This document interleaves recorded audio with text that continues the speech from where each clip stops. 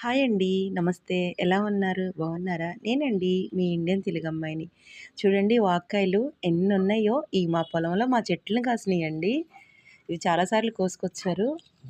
ఈరోజు మాది వాక్కాయ పప్పండి. చూసారా ఎలా కాసిందో? వాక్కాయ పప్పు, మినపొడియాలు, ఊరమిరపకాయలు కాంబినేషన్ చాలా బావుందండి.